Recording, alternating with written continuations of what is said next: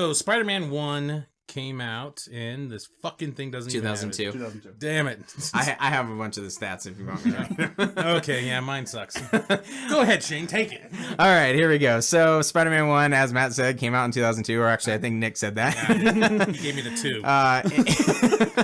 It got a 89% critic rating on Rotten Tomatoes, 67% fan rating. I think this is all hindsight ratings. Rotten Tomatoes wasn't out at the time. And then IMDb 7.3 out of 10. Worse. Yeah. That means they watched it recently. Right, yeah. Yeah, so 67% for the fan, I was like, wow, that's kind of surprising. I thought Spider-Man 1 was a little bit more well-received. It had a budget of $139 million. It did $403 million domestically and $821 million worldwide. Bringing in the money. Yeah. So, start off. PG-13. I never would have guessed. In our amazing Spider-Man review, you're like, I saw PG-13 and yeah, this got me excited. I'm like, they were all PG-13. Right. I did. I thought they were PG. And when you're watching this, other than maybe it's violence. Yeah, I guess. Punching the shit out of motherfuckers. What are you talking about? You see people die. You see blood. You see people getting beat up. You see there are scary images. I mean. Yeah, no, it makes sense now. Scary images of bad CGI, maybe. Hey, it's 2002. But we'll get there. This is hindsight, all right? Right. So first thing, the reason why we started off this thing with about the you can't see it here is because the movie starts off with a Forrest Gump reference. Yeah, pretty much. He basically goes to the bus and nobody will let him sit down. And it just totally reminded me of the Forrest Gump scene. Yeah, same here. And what's funny is we didn't watch these together, and I noted that. Can't sit here. But Parker, and then he gets tripped, though, so he doesn't have a Gen A. Right, yeah. Who goes, you can sit here if you want. No, he gets tripped. Yeah. Like a bitch. Anyway, I don't know. Go ahead. That's all I had. As far as the intro. And Nick, did you want to kind of continue as far as what you were talking about, with these movies having heart and So one of the things I really like about Spider-Man 1 is, I guess where I want to kind of address this is like where I was at the time where Spider-Man 1 came out. It was 2002, so I would have been a sophomore in high school. Mm-hmm. Okay, like I watched the cartoon when I grew up. I read the comic books. We really hadn't had a lot of. We'd had superhero movies before. I mean, we had we had the Batman's the quadrilogy that went from good to not so good to, I will say, actually not as bad as people think it is. Batman and Robin? It's not that bad. All right. It's not good. Has a lot of nostalgia. But it's memorable. Yeah. Anyways, and so then you have a lot of movies like, again, that weird late 90s kind of, you get Crow, you get Steel, you get Blade, mm-hmm. And then you get X-Men. And X-Men came out, and I think that was like right around the same time that superheroes started coming back. Yeah. And, because they had kind of died after Batman and Robin. They really did. When X-Men came out, I was like, oh, yeah, cool. This is neat, but they're not wearing yellow spandex, and they're making jokes about being, kind of superheroes. Right. They have to be like the Matrix and, slick, and let me pull my hair back and right. use, leather and stuff. And so I enjoyed it a lot, but I was like, that still didn't feel quite like a comic book movie to me. Sure. It felt like not a comic book movie. And then Spider-Man came out. And again, 2002, high school. I am Peter Parker. Okay. For those of you who just listened to the audio, okay, tall, thin guy, glasses. Right. Okay. I was the one, and maybe this is me exaggerating a little bit, but I was kind of the geeky kid. And so you wouldn't have thought. Yeah. So there was a level of kind of connection that I had with Spider-Man. That opening scene, it's funny, you bring up the opening scene with Jen A. Mm-hmm. Him running after the bus and being tripped and everyone laughing at him. Maybe not direct correlation, but that kind of was my childhood. Sure. I was the nerd, and this was before, and again, hipster glasses a little bit, but before nerds kind of took over. Right. Nerddom hadn't really planted itself. It has in the last 10 years. Mm-hmm. When Spider-Man came out, it was visually looked like the comic book. It was bright. It was fun. It didn't shy away from kind of what it was at its root, which is a comic book movie. And so when I saw this and I watched this movie and I saw the first Spider-Man, I was like, yes, this is the one thing that I hadn't really seen in a long time.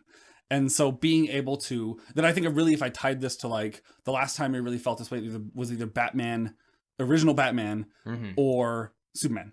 Right. Superman 74, right? I believe this when 78. Okay. Yeah. That's all right. In the 70s, yeah. The 70s Superman. And so, like, that kind of, in my eyes, kind of marks this as, like, a turning point, I think, for not just superhero movies, but kind of the culture in that sense. Is that this is the time in which they were like, okay, we can actually just commit to this and not be afraid that this is a superhero, not be afraid this is a comic book, not be afraid that this is going to come across a little silly and a little campy and a little fun. Right. And be able to be like, you know what? No, let's enjoy this. Seeing that as a 15-year-old, 16-year-old, roughly, yeah, you know, give or take, seeing that finally, this I think really impacted it on me. And so when like that opening scene with, you know, him falling over, I'm like, yep, they're not going to shy. And I appreciate that, because I think it's really good that they don't pull away from this. Right. Because I think so many movies are afraid to be considered comics that these are things created for children. Let's be honest here. Let's not sugarcoat this. Right. Okay.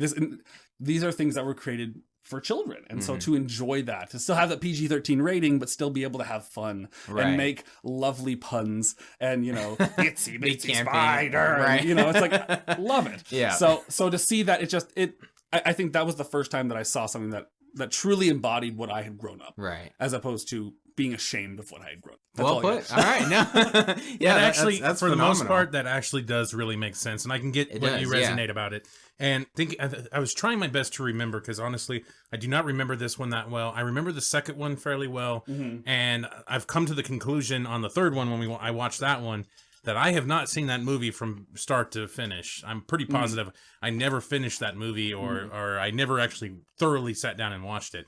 But the first one, I always remembered having a lot of fun when I was a kid watching it, because I remember seeing it, and I grew up with the 90s Spider-Man, which was cool to see this brought to life. The Green Goblin on the glider, the bombs and everything. But as an adult, it's hard to watch because you can tell they didn't commit, Sony anyway, or the studio in general did not commit to this as much as they did the second one. Because of what you're talking about, you know, superhero movies kind of died out a little bit. X-Men, Blade kind of brought them back into a little bit of but they feel much different than a superhero movie, even. Right? Like I'll admit wholeheartedly, I love X-Men, but the first X-Men does not feel like a superhero. No, movie. Yeah, it feels like I see what you mean as far as like a direct take from because the they're wearing black leather. And, they have to wear the colorful costumes for you. Well, yeah. The fact that Wolverine's been in 9 movies, and not worn yellow and black is disappointing. Is completely ridiculous. Yes. Anyways. He should have at least put it on when he was dying. Spoiler. Oh yeah, right. Puts the mask on. The only time you see it in the movie is that little kid holding it at the very end. Oh yeah. Or if you look at the extras on the Wolverine. Yeah, that's true. He's got it in a briefcase or whatever. Oh, really? It's in a deleted scene, yeah. Dang. And he's looking at it. But I was just a couple things that immediately the movie dates itself by looking in the help wanted section of the paper, and nothing but computer jobs are available for Uncle Ben. I was like, oh man, that dates the shit out of this movie. Kids now are like, what the fuck is he looking at? What's a newspaper? Yeah. Right. Yeah, no shit. And they were like, they're probably like, I kill for all those computer jobs available. Couple other things. I was just something that I brought up during the Amazing Spider-Man one, that I had a problem with the Amazing Spider-Man was this kind of weird thing they had with the police. He was the villain to the police and really nobody else. And I felt that's very Batman. Yeah. That's very Batman. Thank you. And I kind of brought it up, and I was like, I remember the original Spider-Man. I liked it that it was the press. It was something he could actually kind of try to combat against. At least it was in an image. It was an image thing more than it was like just fighting police and guns and shit like that. But it almost seemed like the people, the citizens, didn't give two shits what was being put out in the press, because a lot of them they would somewhat twist. We only saw the Daily Bugle's version, right? Remember, he was the fourth, right? So who was he really? It was the fighting? New York Times. It was but it's still from his perspective, he's fighting the Daily Bugle, which is the one he's providing pictures. Yeah, sure. Can we also just agree on that? Probably not. I hope so. Maybe just one thing. I think I know where he's going with this. That J. Jonah Jameson's character is the greatest. Like, I would argue, like, the greatest comic book character put to screen. You don't have to argue. You don't have to argue. J.K. Simmons nailed it, and they God. need to bring him back for Homecoming. Well, not Homecoming, but whatever. This new Spider-Man series. You can't replace that. Like, he is like the embodiment. Yes. That is exactly what it needs to be. He has the look. He has the feel. Everything. Anger. Yes. Everything. If I could just fill this whole podcast up with J.K. Simmons quotes from J. Jonah Jameson, I would. You should. Right. And I'm probably gonna make a highlight package right about insert now. 5-minute clip in the podcast Yeah. of nothing but J. Jonah Jameson comments. Barely get a glimpse of him. Oh, what is he, shy? If we can get a picture of Julia Roberts in a thong, we can certainly get a picture of this weirdo. Put an ad on the front page. Cash money for a picture of Spider-Man. He doesn't want to be famous, and I'll make him infamous. Gossip, rumors, panic in the streets. We're lucky. Crazy scientist turns himself into some kind of a monster. 4 mechanical arms welded right onto his body. Guy named Otto Octavius winds up with 8 limbs. What are the odds? Hoffman! Yeah? What are we gonna call this guy? Dr. Octopus. That's crap. Science Squid? Crap. Doctor Strange. That's pretty good. But it's taken. Wait, I got it. Dr. Octopus. But I like it. Of course you do. Dr. Octopus. New villain in town. Doc Ock. Genius. What, are you looking for a raise? Get out. Write 100. Miss Brandt, give this man his money and throw in a bar of soap. Your wife is still on that line. Flowers? How much? You spend any more on this thing, you can pick the daisies off my grave. Get plastic. Again. Time to take your pill. Not that one. Not that one. Drink plenty of water. Spider-Man. Hoffman, Yeah? call the patent office, copyright the name Green Goblin. I want a corner every time somebody says it. How about green meanie? Spider-Man wasn't attacking the city. He was trying to save it. That's slander. It is not. I resent that. Slander is spoken. In print, it's libel. Jameson, this is page 6 problem. We have a page 1 problem. Shut up. They're really important clients. They can't wait. They're about to. Mr. Jameson, it's like this. We double book page 6. See, so both Macy's and Conaway's both have 3/4 of the same. We sold out 4 printings. Sold out? Every copy. Tomorrow morning, Spider-Man, page 1 with a decent picture this time. Move Conway to page 7. There's a problem with page 6. And make it page 8 and give him 10% off. And make it 5%. That can't be done. Get out of here! Dear, we agreed to put on a wedding, not go into bankruptcy. Caviar? What are we, inviting the czar? Get some cheese and crackers, some of those little cocktail weenies. Call Deborah. The caterer. Tell her not to open the caviar. Jameson, your wife is on line 1. She needs to know if you... Mr. Jameson. Boss, your wife's on the line. She said she lost a checkbook. Thanks for the good news. You want a staff job, and you want a staff job. Anybody care about what I want? I do. Shut up. Get out. Pay me in advance.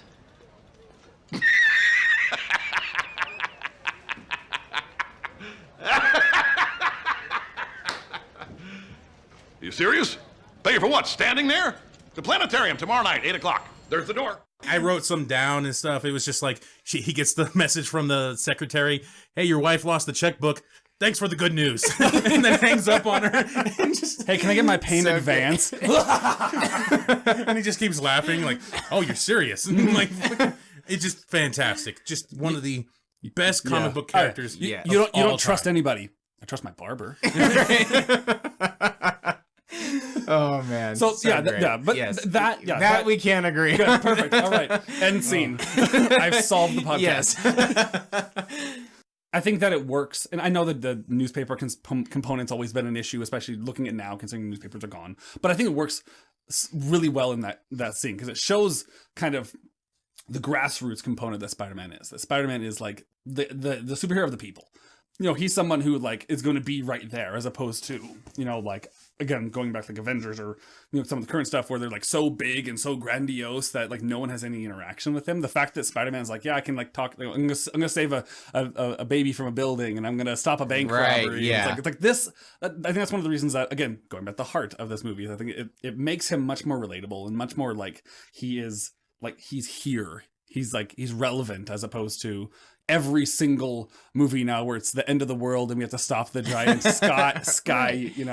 sky hole from killing everybody and stuff. And so yeah, I think that's one of the things I really like about the first Spider-Man in that sense. So yeah, it's cheesy, but for me, in that, like, I can watch it. I was telling this to Matt that if I were to watch it now, I would really shit all over it. Like just because of what my opinion of, you know, and I guess what I favor as far as comic book movies and everything, and if I were to watch it and like if it were released today, it would be totally different, because to me it's kind of like CW-esque. Some of the acting is good, some of it, a lot of it, in my opinion, not so good, and so very cheesy. And same thing with the CGI.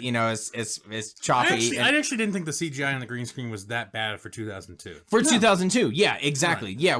Even now, I mean, it's. I think most of it holds up, other than a skeleton bomb turning people into skeletons on. Right. It's like, how does that work? It gets a lot better as the trilogy.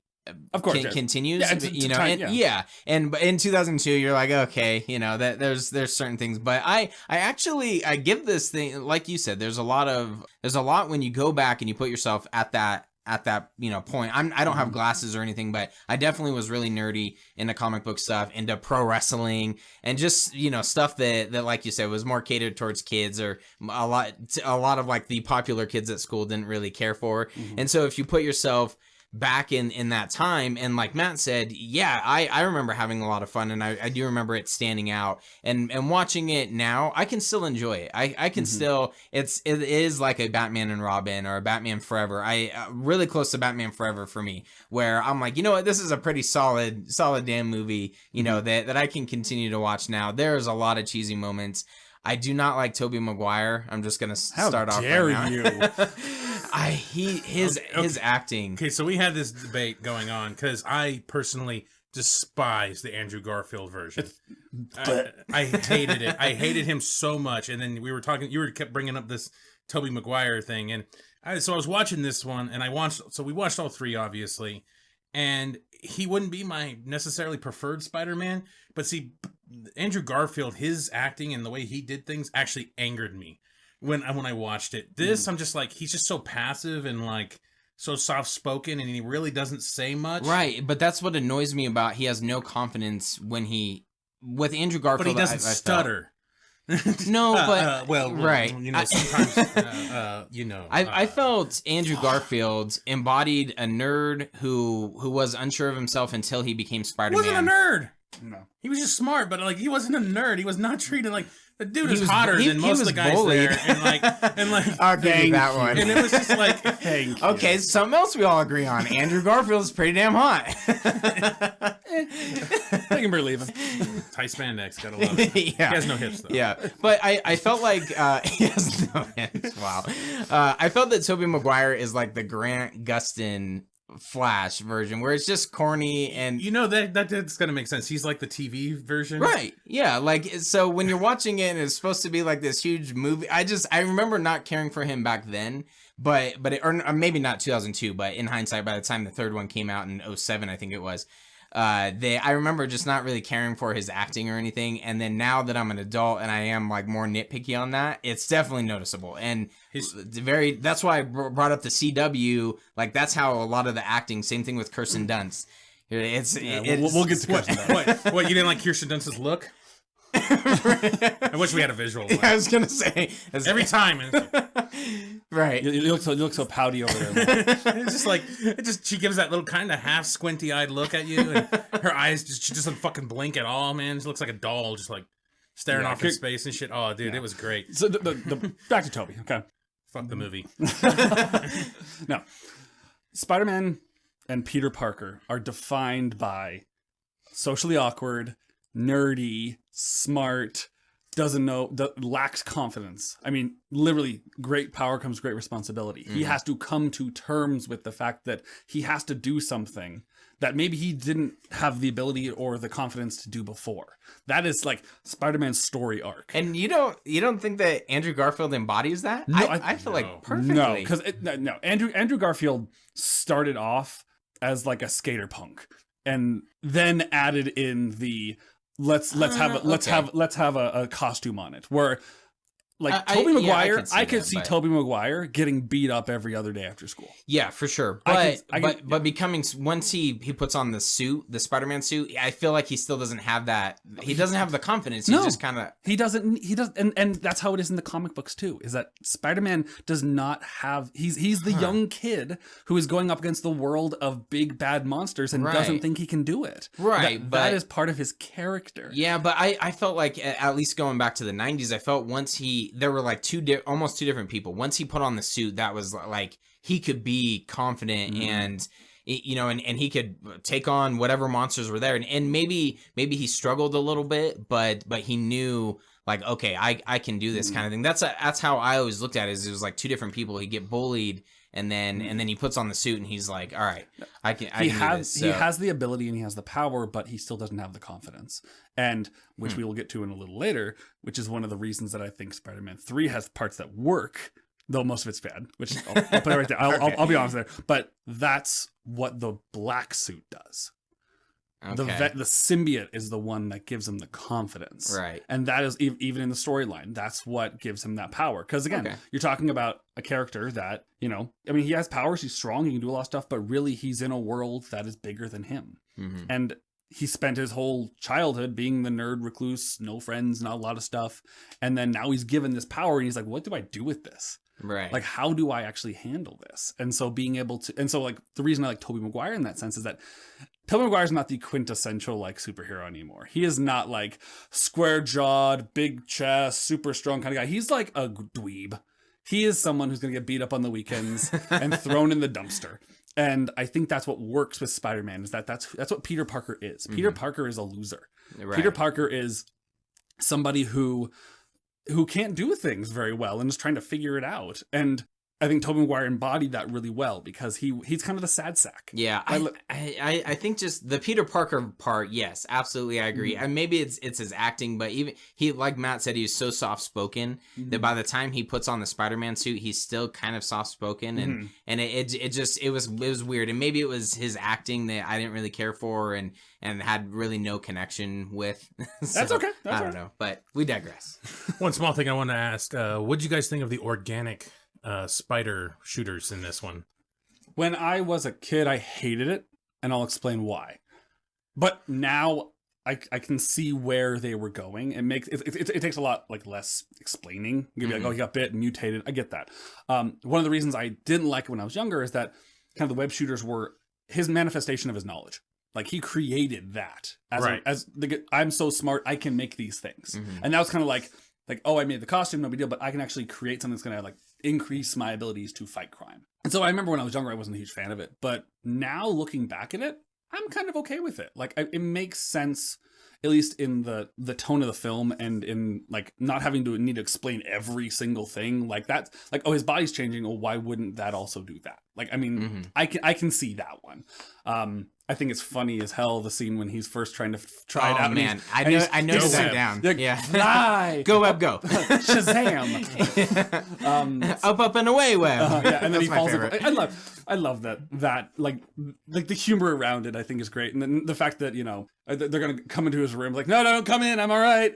Like when Aunt May's trying to come in and he like, shoots them. Yeah, it's hashtag puberty. I remember as a kid, I actually really loved it because one of the things I don't know, I have this weird rager sometimes, and it's weird because I like pro wrestling, but I hate when the protagonist always has some kind of like crutch, like there's something that's always gonna fault him somehow. Oh yeah. And like in the cartoon and some other of the books I read, he runs out of webbing at the worst time. Oh, he totally does. Oh, yeah. And it's always like this thing that slows him down and hinders him, you know. And when they had organic ones, I'm like, yes, they can't use that excuse anymore. Yeah. Well, I guess he loses his powers, but Spider-Man 2. Yeah, in Spider-Man 2. But I was like, they can't use that excuse anymore. He can't run out of web. Yeah.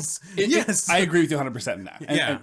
I was so excited about that when I was a kid. Yep. And now I could care less. But back then as a kid, I was like, I was so excited. That makes sense. Yeah, no, and I hate that crutch. I hate that. It works in like comic books. Like that work that like having that weakness works totally well in comic books. In a film, it really doesn't. You know, you only have like the one story to tell. So it makes sense to not have it. So no, I agree with you. Yeah. I think that's about time. Well, one thing that I noticed, just going back to the web scene, you know, when he's trying to get it to work or whatever, the Spider-Man 1 has had so many iconic images, and maybe it's going back to like what you were talking about, how it was kind of the jump start to how comic book movies are now. But there's so many just scenes that I remember like being a part of montages or you know, on like TV, or we're gonna, I can't even give an example, but something like Stars is gonna present, you know, superheroes, and they would have certain scenes from this specific movie, and the web shooter was one, him swinging with Mary Jane was one, the upside down kiss. Exactly. Let's not minimize that. Right. Okay? Let's not. That's especially because her titties were wet, and we had some fucking first class PG-13 titty moment. It was like A++ on that one, kids. No, but that scene is really right. It's a iconic, romantic and really nice scene that isn't like, I think, thrown in your face. I think it works really nice. But yeah, no, that scene, like you said, the swinging scenes, the fight at the end with Goblin, where they're kind of throwing each other through the buildings, and he pulls the brick wall down on him. The Matrix part where he's fighting the Green Goblin, where he's throwing the pumpkin bombs. Yeah. And so like those are things that I just remember constantly being used in different, whatever it is, advertisements and so going back to kind of your point. One thing, jumping back to the very beginning, I think it was in this one where in The Amazing Spider-Man 2 when he's getting ready to fight Electro, and I said, I haven't really seen that a whole lot when it kind of pans around and it looks at everything that Spider-Man. Yeah, it was in this, so I was like, oh shit, that like they took that directly from this, and I love that, and I don't remember that whole thing, with the lockers when he's first learning his powers in Sam Raimi's the first Spider-Man. Spider Sense actually being shown. Yeah. And I remember it. And it goes to shit by the end of the film. Right. I remember it in Amazing Spider-Man 2, and they kind of have, you haven't seen it, but the way that the whole scene's broken down. I know. I've seen the really like that. I know. Okay. Yeah. So I really like that, and I didn't remember it in this one, and it was done, just as well. Yeah, it was done really well, especially for 2002 of kind of like how it panned through everything. I thought that was awesome. There was a couple moments that, because we're comparing this also to our Amazing Spider-Man reviews, where that I thought actually the movie series themselves were actually they were actually very different, but there was actually Sony sticks to their guns and they will keep reusing the same concepts over and over again. And they have another dumb kid that's about to die, and he just stares, and Spider-Man saves him. It's just like they constantly have a dumb kid, mouth breather. That's just anyway. The other one was fuck, where'd he go? I just had it. Oh, okay. So in the Amazing Spider-Man 1, I had a big problem with the crane scene. Like that was just so bad to me. You don't need an excuse of how Spider-Man can fly. Just let him fly. Or let him swing. You don't need a reason. Just let him go. And I had this whole theory that it made no sense for the people to kind of like unite around him because there was no reason for them to, because it was only the police that was against them. And I had this whole theory, and then I was watching this one where like, the press is against him, and now the people are kind of uniting behind him because he's a hero, right? And I kind of said that the Amazing Spider-Man would have been better if it was that scenario. And then watching this one, and I watched how it was executed, I put, okay, I lied.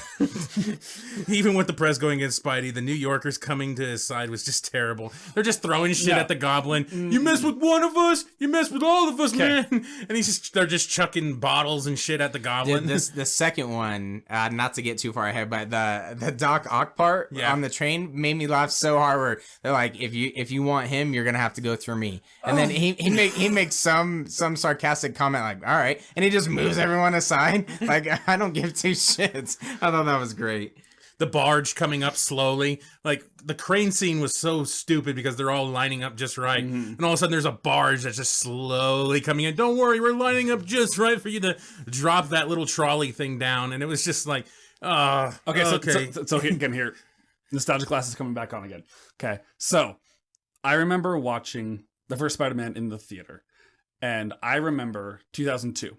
Don't want to be the dark guy here, but something had happened a year before that had caused a lot of problems in the US. Yes. A whole like even a part of the Spider-Man marketing was using the Twin Towers. Like if you guys haven't seen it, there was a trailer that ran before 9/11, that had Spider-Man catching a helicopter between the Twin Towers. Holy shit. Yeah, it's an actual trailer you can see on YouTube. It's actually really interesting. Wow. And then obviously let's be honest, a bad thing happened.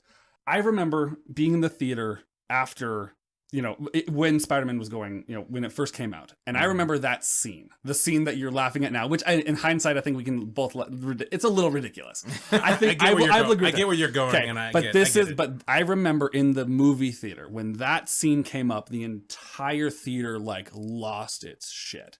Like people were yelling and just pumping their fists. And I know looking back now, it's kind of propaganda. I know. But I think at the time, it's exactly what had to be there, which is why you see American flags in both of the movies. movies. Right. Like him landing in front of the American flag and stuff. And I think that I think it's totally cheesy now, but I think at the time it worked exactly what it needed to. And that's a very good point. That's a very, very good point. It That's is. why we have you on the show. Yeah, exactly. You can officially leave now. Okay, thank you. But that's the thing. It's like, well, think about it. Spider-Man is directly related to New York. Like that is like that's where he is. That's where he takes place. He's Queens. He's Brooklyn. He's, you know, certain characters I think are tied to their locations really very heavily. Again, like Batman is Gotham, Superman is Metropolis, and Spider-Man is New York. And I think that having those scenes in there, the first movie having the you mess with one of us, you mess with all of us, throwing the stuff at the Goblin, and then the second movie, the train scene, which I will still argue is the greatest scene in the entire trilogy, is that train scene.